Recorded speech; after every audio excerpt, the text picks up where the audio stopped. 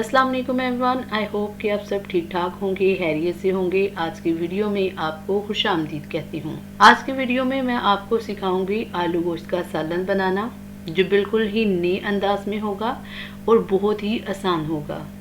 सिर्फ 1 कप दही से आप बनाएं होटल स्टाइल आलू गोश्त, जिसमें आपको ना बोटी टूटने का खदशा होगा और ना ही ज़रूरत से ज़्यादा आलू टूटने का खदशा होगा।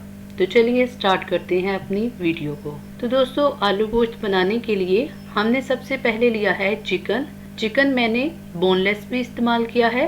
इसके अलावा चिकन में हड्डी भी मौजूद है। मेरे पास तकरीबन 3 पाव के करीब चिकन है। चिकन के अलावा मैंने लिए हैं आलू, जो कि आधा किलो के करीब हैं। आलू को मैंने बड़े साइज में काट लिया है।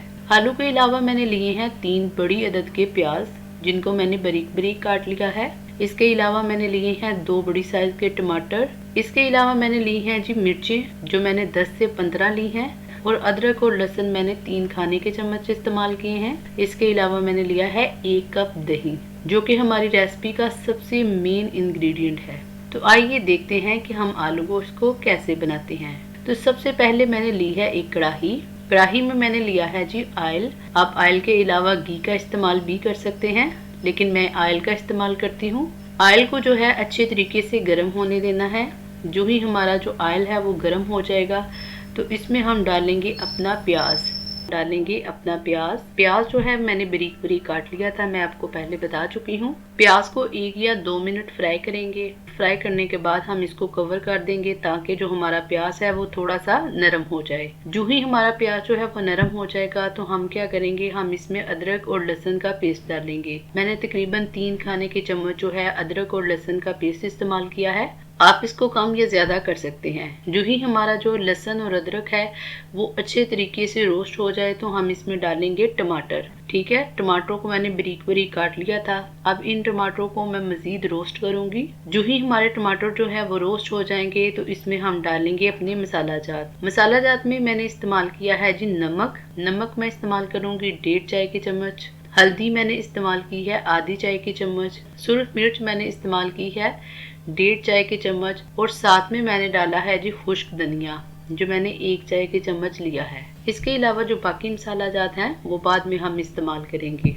जो ही हमारे जो टमाटर हैं वो रोस्ट हो जाएंगे, तो हम अपने मसाला जात को कढ़ाई में डालेंगे, ताकि ये मसाला जात अच्छे तरीके से पक जाए।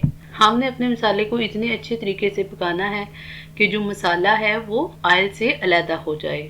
जो ही हमारा मसाला तैयार होगा, तो हम इसमें डालेंगे चिकन को हमने क्या करना है, हमने चिकन को जो ही अपनी कढ़ाई में डालना है, तो इसकी एक साइड को पहले पकने देना है। चिकन को डालने के बाद हमने इसको 1 या 2 मिनट के लिए कवर करना है। कवर करने के बाद हमने 2 मिनट के बाद जब ढक्कन को उठाना है, तो फिर हम अपने चिकन को मिक्स करेंगे। दूसरी तरफ हम क्या करेंगे, हम अपने चिकन को जो है वो भूनना शुरू करेंगे, तो इसमें डालेंगे हम दही इस पूरी रेसिपी का मेन इंग्रेडिएंट है। अच्छा जी, दही से क्या होता है वो मैं आपको बताती चलूं कि दही से हमारा जो गोश्त है वो टूटता नहीं है। बहुत से लोगों का ये कहना है कि वो जब भी आलू मुर्गी बनाते हैं, तो उससे क्या होता है कि उनकी मुर्गी जो है वो टूटना शुरू हो जाती है, क्योंकि 15 से 20 मिनट में मुर्गी पक जाती है।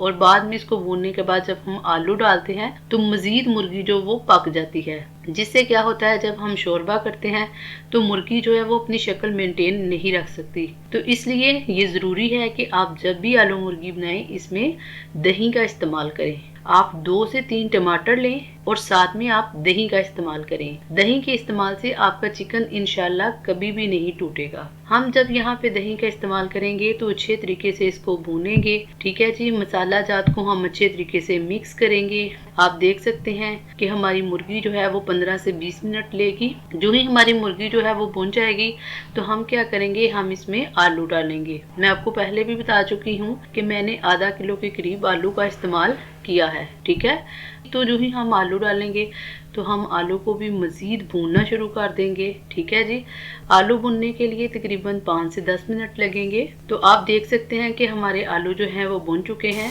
अब हम इसमें डालेंगे पानी। तो पानी आप हस्बे ज़रूरत इस्तेमाल कर सकते हैं। अगर आपने इसको रोटी के साथ खाना है तो आप कम पानी इस्तेमाल करें, लेकिन अगर चावल के साथ आप खाना चाह रही हैं तो आप थोड़ा सा ज़्यादा पानी इस्तेमाल करें। ठीक है। तो मेरे पास छोटी कढ़ाई है, तो मैंने इसको तकरीबन 4 से 5 गिलास इसमें डाला है पानी और इसको 15 मिनट के लिए पकने के लिए रख दिया है। जो ही हमारा जो पानी वो पक जाएगा और जो हमारा ऑयल है वो हमारे सालन से अलहदा हो जाएगा, यानी कि तरी बन जाएगी, तो इसका मतलब है हमारा जो सालन है वो रेडी हो चुका है। अब हम सालन को निकाल लेंगे एक प्लेट में और इसको करेंगे जी सर्व। तो आप देख सकते हैं कि हमारे आलू गोश्त की रेसिपी कितनी ज़बरदस्त और लजीज बनी है।